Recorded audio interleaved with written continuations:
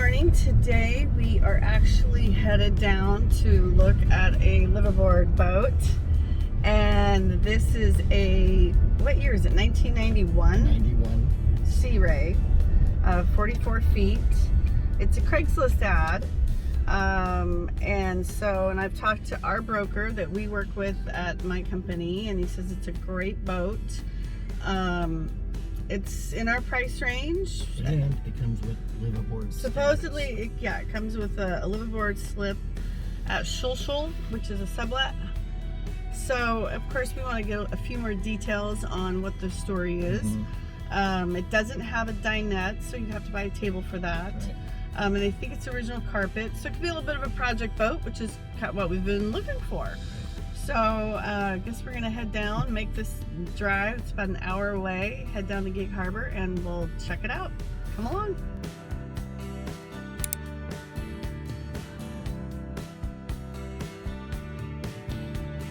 Luckily, on our trip across the Tacoma Narrows Bridge, there was no sign of galloping Gertie, just a bit of Pacific Northwest overcasting clouds.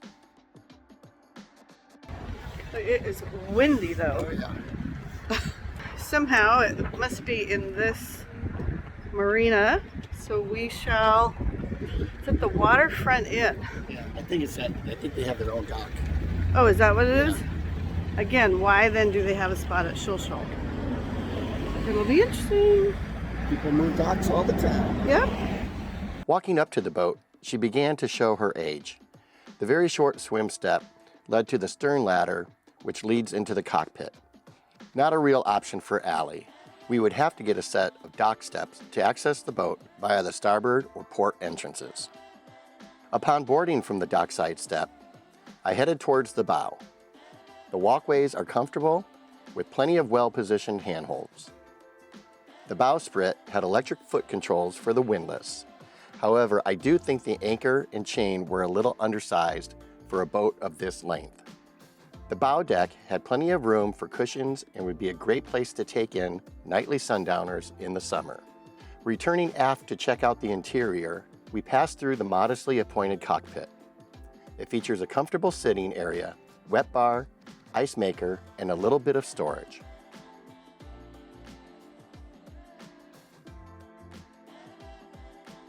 Stepping into the salon, the first thing we noticed is that the original settee was missing.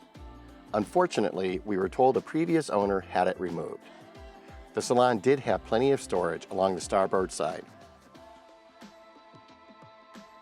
The lower Helm Station on the port side of the salon features separate speed and direction controls, but no electronics.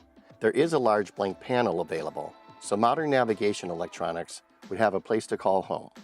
But that is an added expense to keep in mind. A few steps down from the salon, we find a portside galley with refrigerator, microwave, built-in new-tone blender station, hello margaritas, a 3-burner electric stovetop, and a large sink, a must.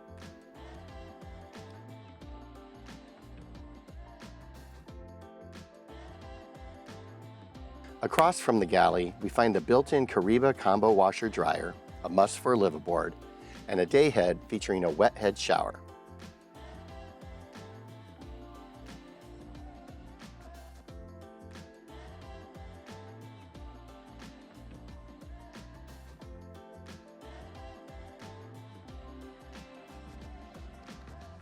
The forward cabin, which has its own access to the day head, features a large full or queen raised berth, with storage underneath and a decent-sized hanging locker to the starboard side.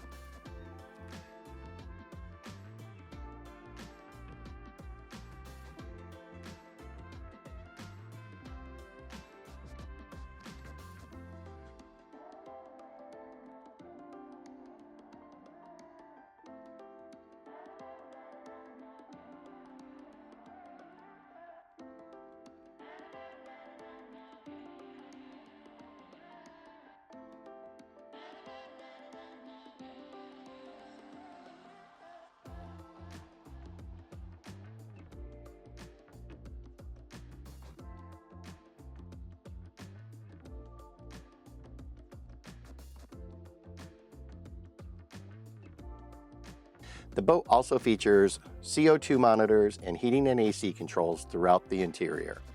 We can confirm the heater works as it was a sauna on the boat the day we visited. Checking out the primary aft cabin, we find a walk-around queen bed. Definitely a must for a liveaboard. It also has a very large hanging locker, makeup vanity, and plenty of storage on both the port and starboard sides. The cabin also includes an ensuite head with separate shower stall. Overall, very nice.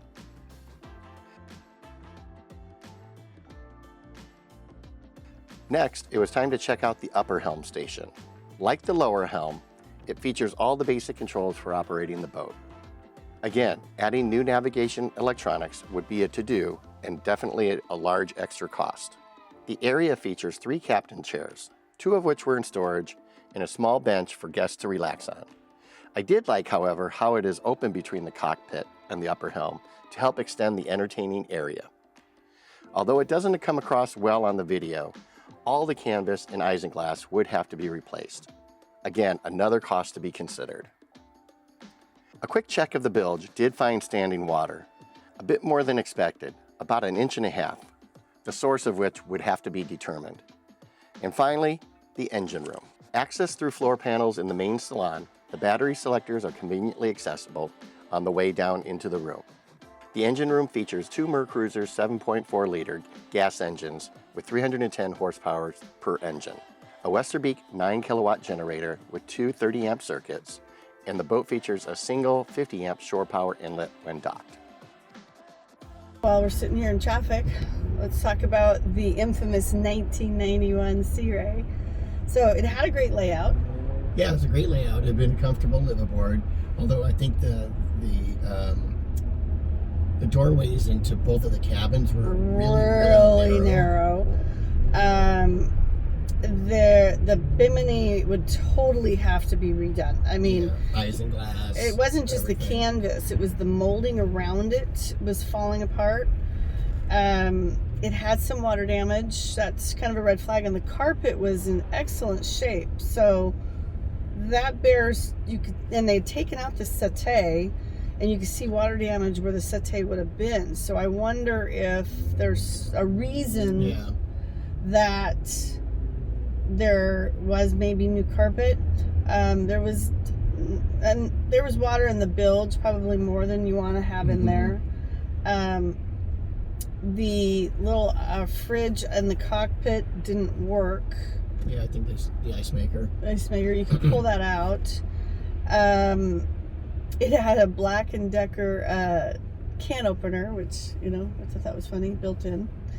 I mean, it was a nice layout, but it was just narrow. And again, I think it's a bigger project boat than we want to take on. Yeah, right now. I mean, for the price, they are asking $70,000. It's 30 years old. We don't know the hours on these gas engines. Right.